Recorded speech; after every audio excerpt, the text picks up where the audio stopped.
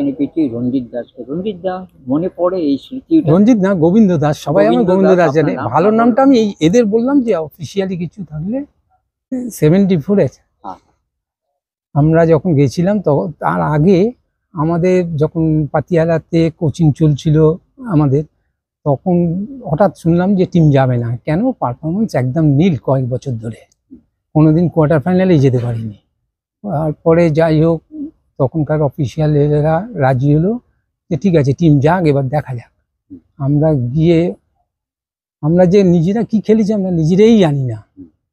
আমরা একটা ধাপে ধাপে ধাপে ধাপে এগিয়ে গিয়ে প্রত্যেকেই আমরা চ্যাম্পিয়ন ফাইনালে উঠলাম, তারপর চ্যাম্পিয়ন হলো। কিন্তু চ্যাম্পিয়ন হয়ে ফিরে এসেছি, তারপরে আর আমাদের কোনো কিছু হয়, এটা সত্য কথা। সব ম্যাচই খেলেছি, সব ম্যাচ খেলেছি। আমি স্ট্রাইকার খেলতাম তখনকার দিনে। কলকাতায় যখন খেলা শুরু করেছেন কিছু ভাতৃসংঘ, ভাতৃসংঘ থেকে মোহামেডান গেলাম। তারপরে পরবর্তীকালে কথাও হয়েছিল ইসমাইল মোহন যেতে পারিনি, পায়ে লিগামেন্টটা ছিঁড়ে যেতে। তার পরবর্তীকালে এরিয়ান্স রাজস্থান এইসব খেলে। আপনি মিডফিল্ডে খেলতেন? মিডফিল্ডার স্ট্রাইকার, তখন তো 4-2-4-এ ছিল, তাই এতে সাবির আর আমি মাঝখানটায়। তো ওটা আপনার কি প্রথম ইন্টারন্যাশনাল ছিল? হ্যাঁ, এটা আমার প্রথম ইন্টারন্যাশনাল। তারপরে কুয়েত গেছিলাম ওই এতে, ইন্ডিয়ার এতে। কিন্তু কুয়েতে আমাদের খুব বেশি রেজাল্ট, মানে আমাদের এই টিমের মধ্যে কেউ ছিল না। আমি ছিলাম, আমার মোস্ট প্রবাবলি লতিফুদ্দিন ছিল। হ্যাঁ, এই আমরা দুজনেই ছিলাম 74-এর যে এতে। কিন্তু আমাদের পারফরমেন্স মানে একেবারে তলাতে, খুবই দুঃখ কষ্ট। মনে পড়ে ইন্টারন্যাশনাল গোল? ইন্টারন্যাশনাল গোল বলতে না, সেরকম ভাবে কিছু। ডোমেস্টিক লেভেলে? ডোমেস্টিক ন্যাশনাল লেভেলে আমি বেঙ্গল ক্যাপ্টেনশিপ করেছি, জুনিয়র বেঙ্গল। যদিও কবে ওটা 75-6-এ 75-এ হেরে গেছিলাম কৃষ্ণনগরে, কেরালনা কাছে হেরে গেছিলাম, অতটা মনে নেই। তারপরে আমরা কোয়েম্বাটোরে, আমি সেবার বেঙ্গল ক্যাপ্টেন ছিলাম, চিন্ময় চ্যাটার্জি ছিল ও ভাইস ক্যাপ্টেন। আমরা চ্যাম্পিয়ন হই যথারীতি, আনন্দ ফুর্তি ওইটুকু নিয়েই ফিরে এসেছি। তখন তো খেলাধুলার জগতে এত এই সমস্ত ছিল না। মোহামেডান হয়ে কোনো খেলা মনে পড়ে? মোহামেডানে তো অনেক দীর্ঘদিন খেলেছে। হ্যাঁ, মোহামেডান, ইস্টবেঙ্গল মোহামেডান, ওটা মনে নেই। আমরা মোহামেডানের সঙ্গে ইস্টবেঙ্গলের সঙ্গে ড্র করলাম, ওই ম্যাচটা খুব ইম্পর্টেন্ট। হ্যাঁ, ওটা 74-এর শেষে ড্র করলাম, এবং খুব ইস্টবেঙ্গল তাতে চাপে পড়ে গেছিল।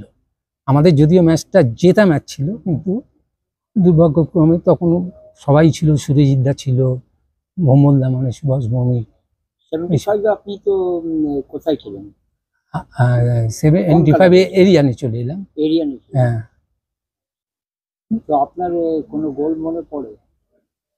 গোল লিগে আমার গোল যদি মনে করেন, অনেকগুলো গোলই আছে, তবে সবচেয়ে স্মৃতি হচ্ছে আমার আমি জীবনে প্রথম গোল করি কলকাতা লিগে। সেই ম্যাচটা জিমখানার সঙ্গে ছিল। হ্যাঁ, ভাতৃসংঘ ভার্সেস জিমখানা। সবাই বলেছিল ভাতৃসংঘ সেবার নেমে যাবে, কারণ ভাতৃসংঘের এক ঝাঁক খেলোয়াড় বিভিন্ন ক্লাবে চলে গেছিল, কেউ ইস্টবেঙ্গল, কেউ মোহনবাগান, কেউ মোহামেডান। আর আমরা নতুন জুনিয়র, খুব অল্প বয়স, কিন্তু সেই সময় অনেক প্লেয়ারই ছিল। পরবর্তীকালে তারা ভালো করেছে, যেমন বিদেশ বলুন,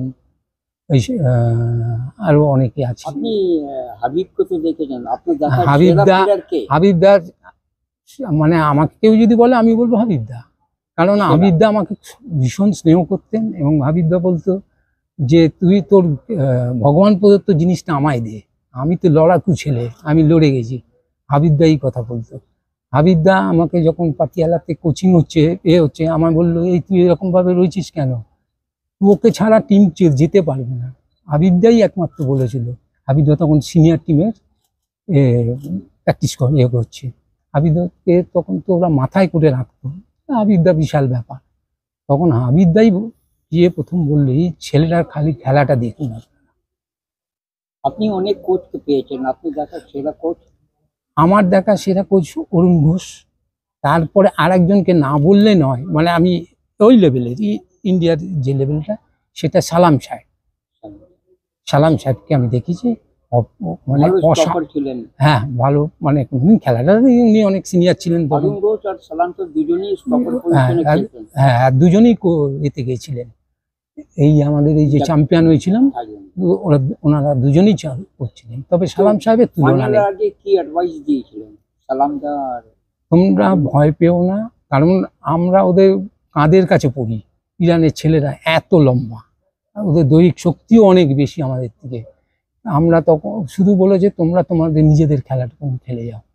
আমরা সেই খেলাটুকুনি চেষ্টা করেছি, কতটা পেরেছি না পেরেছি পরবর্তীকালে রেজাল্টই পাওয়া গেছে। ওনারাও কোচ যেভাবে বলে ইনস্ট্রাকশন সবাইকে দিয়েছে, ঠিক সেইভাবেই সবাই চলে আমরা খেলেছি। তবে সেমিফাইনালে আপনারা তো থাইল্যান্ডকে হোস্টকে হারিয়েছেন। না, ফাইনালে আমরা ইরানকে, না ফাইনালে ইরানটা, সেমিফাইনালে মনে হচ্ছে হোস্ট, হ্যাঁ থাইল্যান্ড বোধ হয়। তো হোস্টকে হারিয়েছেন, তখন মানে কিরকম অনুভূতি? দারুণ আনন্দ, সে আনন্দ ঠিক ভাষায় প্রকাশ। হ্যাঁ? টাফ ম্যাচ কোনটা ছিল?